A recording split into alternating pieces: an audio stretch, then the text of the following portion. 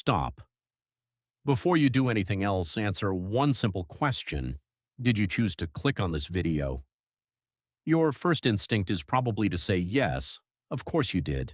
Nobody forced you to watch it. You saw the title, something about it caught your attention, and you tapped on it. That seems like a decision you made all by yourself. But what if I told you that your brain may have made that decision before you were ever aware of it? What if the feeling of choosing is nothing more than a convincing illusion your mind creates after the fact? It sounds impossible, almost like something out of a science fiction movie. Yet this is one of the oldest and most controversial questions ever asked.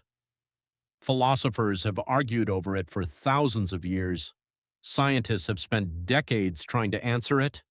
And despite everything we've learned about the human brain, we still don't know the truth. The question is simple.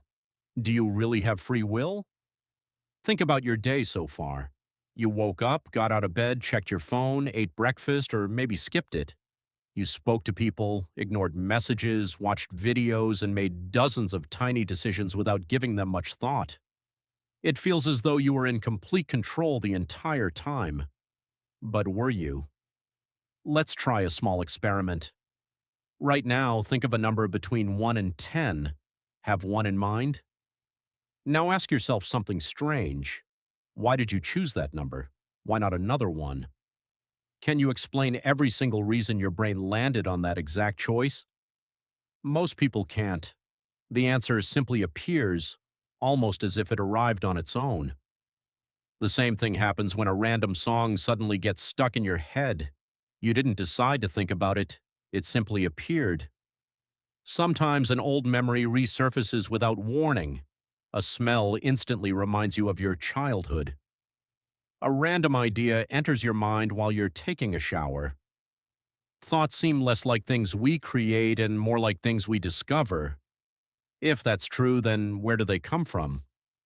This mystery became even more fascinating in the 1980s when neuroscientist Benjamin Libet conducted an experiment that completely changed the conversation around free will. His experiment was surprisingly simple. Volunteers sat in front of a clock while machines monitored the electrical activity inside their brains. They were told to perform one very easy task. Whenever they felt like it, they should press a button. No planning, no countdown, just press it whenever they wanted. While they waited, the machines quietly recorded what was happening inside their brains. The results shocked scientists around the world. The volunteers reported becoming consciously aware of their decision to press the button at a certain moment. But the brain activity that predicted the movement had already begun several hundred milliseconds earlier.